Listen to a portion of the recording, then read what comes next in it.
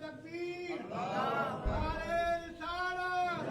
نعرے تحقیق، دین و ملت کی دیا، نبی کا جو غلام ہے ہمارا وہ امام ہے۔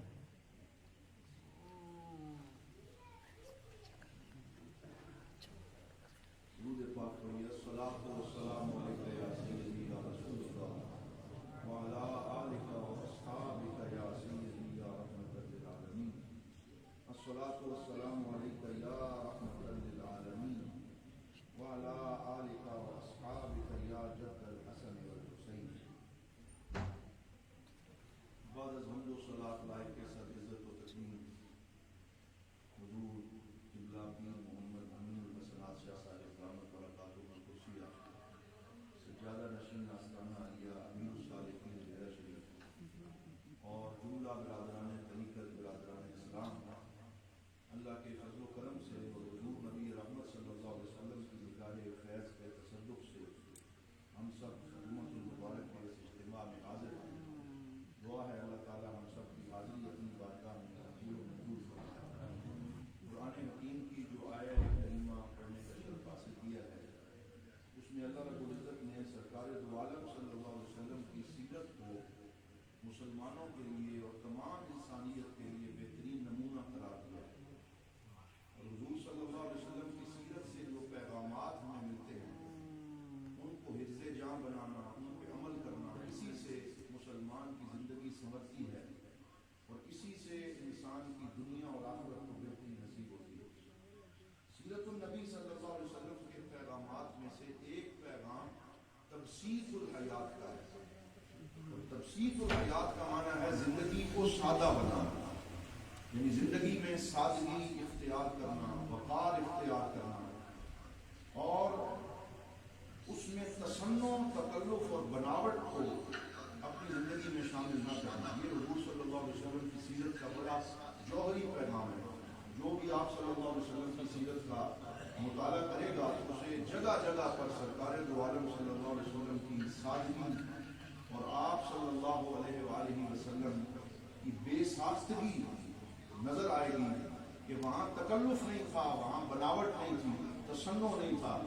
بلکہ جو کچھ آپ اپنے دل میں محسوس فرماتے تھے اسی کا اظہار فرماتے تھے، اور وہاں یہ نہیں تھا کہ دل میں کچھ اور بات ہو اور سامنے کچھ اور کی جائے یا تکلف ظاہر کیا جائے۔ آج ہمارے معاشروں میں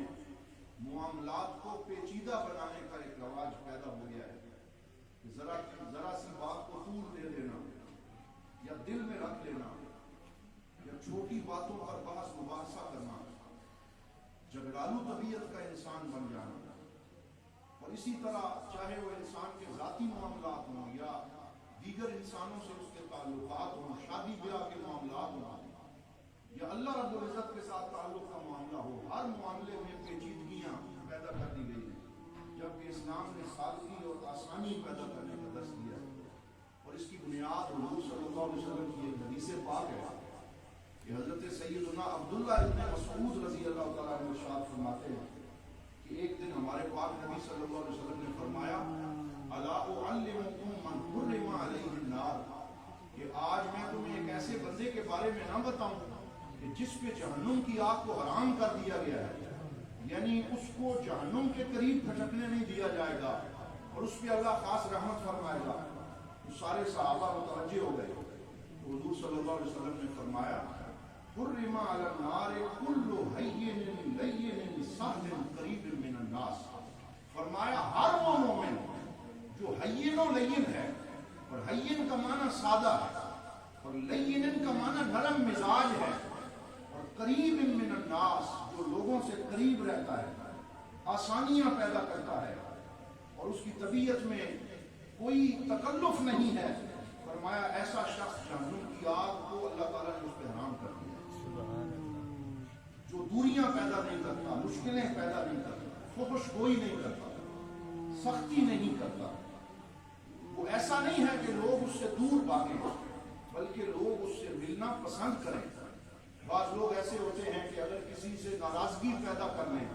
پھر 20-20 سال تک وہ ناراضگی چلتی رہتی ہے، جبکہ کچھ لوگ ایسے ہوتے ہیں کہ اگر دل میں کوئی بات محسوس بھی کر لیں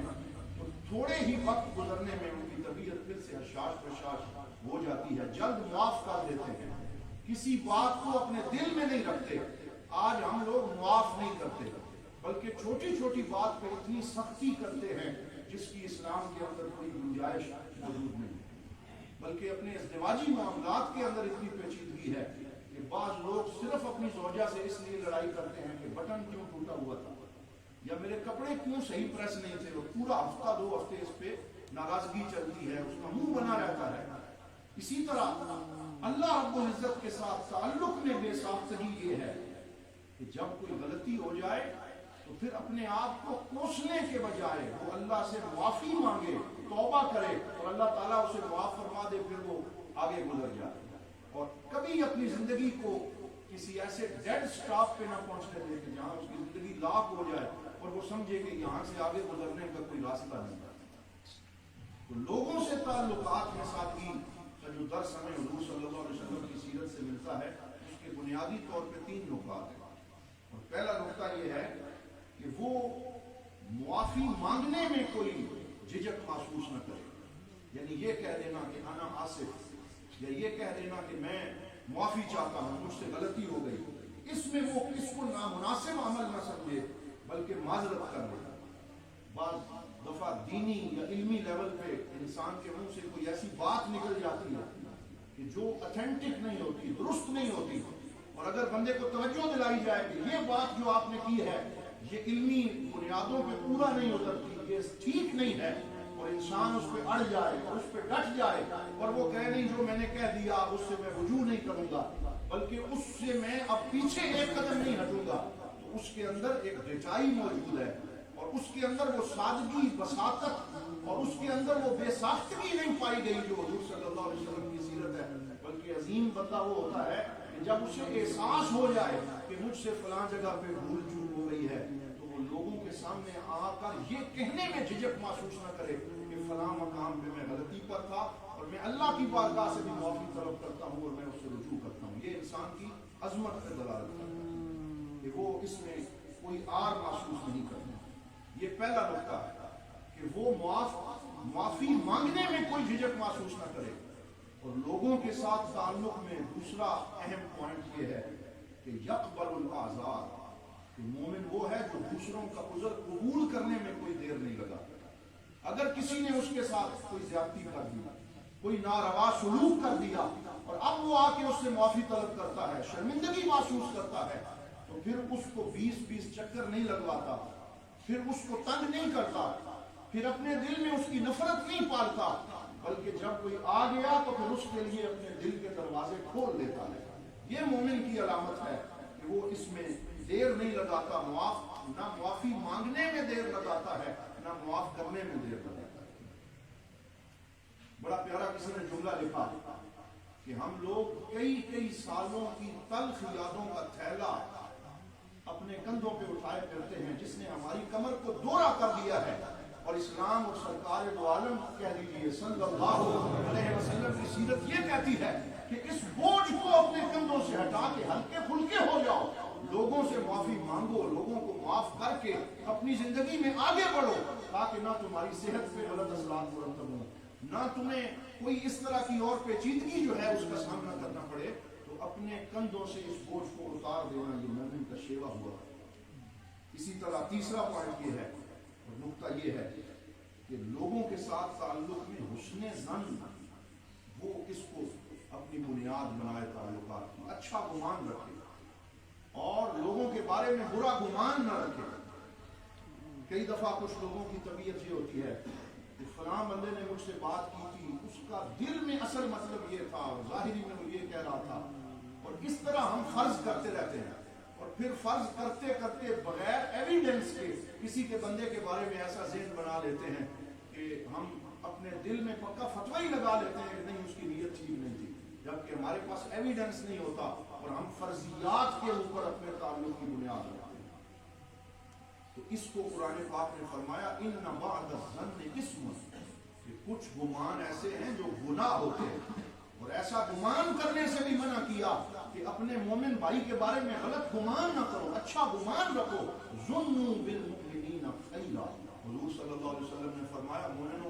اچھا گمان رکھو. اور ایک حدیث پاک میں فرمایا کہ اللہ فرماتا ہے انا عند ظن عبدی بی، کہ میں اپنے بندے کے ساتھ وہی معاملہ کرتا ہوں جیسا میرا بندہ میرے بارے میں گمان رکھتا ہے. اگر آپ کا گمان اچھا ہوگا، اگر آپ کی تھنکنگ پازیٹیو ہوگی، تو اس کے آپ کی شخصیت پہ اچھے اور مثبت اثرات مرتب ہوتے ہیں. اسی طرح سادگی کا ایک پہلو یہ بھی ہے کہ شادی بیاہ کے معاملات میں سادگی ہو.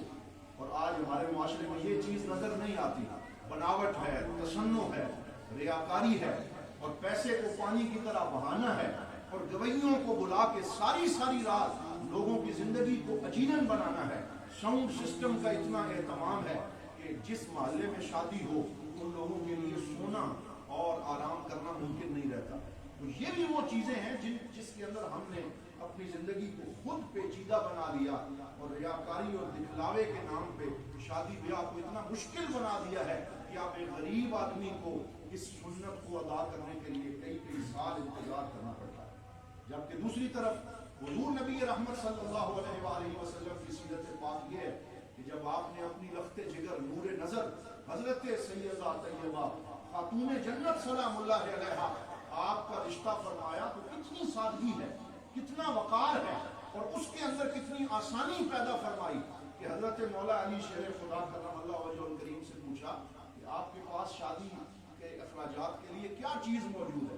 کوئی شرط نہیں رکھی، کوئی مطالبہ نہیں کیا گیا. انہوں نے عرض کیا یا رسول اللہ میں تو جنگجو آدمی ہوں، لڑنے والا ہوں، میرے پاس تو ایک زرہ ہی موجود ہے. تو حضور صلی اللہ علیہ وسلم نے فرمایا ٹھیک ہے، اب جا کے اسے بیچو، پھر اللہ تعالیٰ تمہیں عطا فرمائے گا، اور اس سے جو پیسے ملیں اس سے شادی کا اہتمام کر دو. اور کوئی اس کے اندر ایسی شرط نہیں رکھی گئی کہ جس سے اس شادی کو مشکل بنایا جائے. اور پھر حضرت مولا علی جا رہے ہیں اور راستے میں سیدنا عثمان غنی رضی اللہ تعالیٰ عنہ سے ملاقات ہوتی ہے. پوچھتے ہیں بھائی کہاں جا رہے ہیں؟ میرے پاک نبی صلی اللہ علیہ وسلم نے مجھ پہ کرم فرمایا اور اپنی پاک بیٹی کا رشتہ مجھے عطا فرمایا، میں یہ زرہ بیچ کے بندوبست کرنے جا رہا ہوں. تو حضرت عثمان غنی نے فرمایا پھر میں ہی خریدتا ہوں، اور کہا کہ کتنے کی بیچیں گے؟ سودا 400 درہم میں طے ہوا. 400 درہم نکال کے پیش کیے، زرہ لے لی. جب حضرت علی خوشی جانے لگے، بلا کے کہا کہ وہ 400 درہم جو آپ کو دیے تھے وہ زرہ کی قیمت ہے، اب شادی کا تحفہ بھی تو قبول کریں، یہ زرہ میں اس تحفے کے طور پہ پیش کرتا ہوں. اس طریقے سے وہ شادی مکمل ہوتی ہے، اور اس میں جو سامان حضور صلی اللہ علیہ وسلم اپنی بیٹی کو عطا فرماتے ہیں اس میں صحیح بخاری شریف کے الفاظ ہیں وَقَانَتْ فِيهَا بِسَادَةً عَشْوُهَا لِيفٌ، کہ اس میں ایک سرانے ایسے بھی تھے کہ جن کو چمڑے کے سرانے تھے اور اندر سے کھجور کی چھال سے انہیں بھرا گیا. اس میں روئی نہیں تھی، اس میں کوئی ایسی شے موجود نہیں تھی، اور کھجور کی چھال سے بھر کے ان کو بنایا گیا. اور اس طرح سادگی کے ساتھ میرے پاک نبی صلی اللہ علیہ وسلم نے وہ شادی کر کے مثال قائم فرمائی کہ جو لوگ اسے پیچیدہ بناتے ہیں، اسے مشکل بناتے ہیں، وہ بھی حضور صلی اللہ علیہ وسلم کی سنت سے دور ہونے والے لوگ ہیں. تو اس کو بھی آسان بنانے کا درس دیا. پھر اپنی ذات سے جو انسان کا تعامل ہے اس میں سادگی ہونی چاہیے. اور اپنی ذات سے تعامل کا مطلب یہ ہے کہ اگر انسان سے کوئی غلطی ہو جائے تو وہ بیٹھ کر اپنے آپ کو کوستا نہ رہے، کڑتا نہ رہے، بلکہ اس غلطی کا ازالہ کر کے آگے بڑھ جائے. حضرت سیدنا عبداللہ بن رواحہ رضی اللہ تعالیٰ عنہ ارشاد فرماتے ہیں کہ میں حضور صلی اللہ علیہ وسلم کے پاس حاضر ہوا اور عرض کیا اوصنی یا رسول اللہ، یا رسول اللہ مجھے وصیت فرمائیں. تو آپ صلی اللہ علیہ وسلم نے فرمایا یا عبداللہ لا تیأس، کہ میری وصیت یہ ہے کہ مایوس نہیں ہونا. میری وصیت یہ ہے کہ کبھی بھی اپنے آپ کو کبھی بھی اتنا پریشان نہیں کرنا کہ تم مایوس ہو جاؤ. ان اسأت تسعا ان تحسن واحدہ،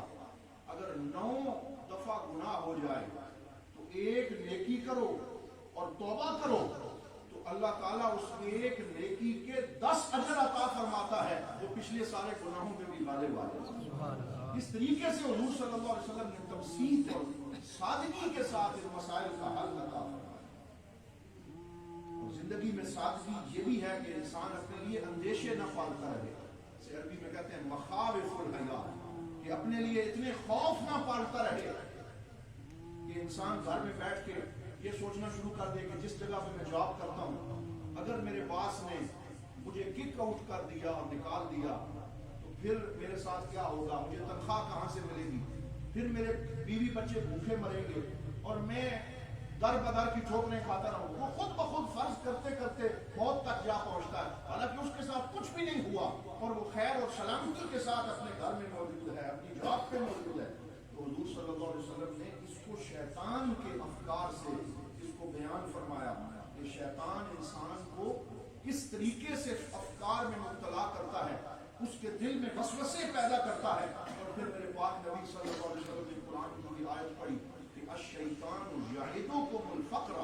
ویأمرکم بالفحشاء واللہ یعدکم مغفرۃ منہ وفضلا واللہ واسع علیم۔ فرمایا شیطان تمہیں فقر کی امید دلاتا ہے کہ تم فقیر ہو جاؤ گے اور تمہیں برائی کا حکم دیتا ہے، لیکن وہ کریم رب تمہیں مغفرت اور فضل کی امید دلاتا ہے۔ وہ تمہارے ساتھ مغفرت کرے گا، وہ فضل کا معاملہ کرے گا، وہ تمہیں رزق عطا فرمائے گا۔ تو شیطان کے وسوسوں کی طرف نہ جاؤ بلکہ اپنی نگاہ اپنے مولا کے فضل پہ رکھو کہ واللہ واسع علیم، اللہ تعالیٰ کے پاس وسعتیں ہیں اور وہ علم رکھنے والا ہے۔ یہ وہ دروس ہیں جو حضور صلی اللہ علیہ وسلم کی سیرت سے ملتے ہیں کہ زندگی میں سادگی ہونی چاہیے، اور اس سادگی کے ساتھ ایک لفظ بے ساختگی کا ہے، اور بے ساختگی اس کو انگلش میں کہتے ہیں کہ آٹومیٹک انسان کا جو جواب اور رد عمل ہے اس کے اندر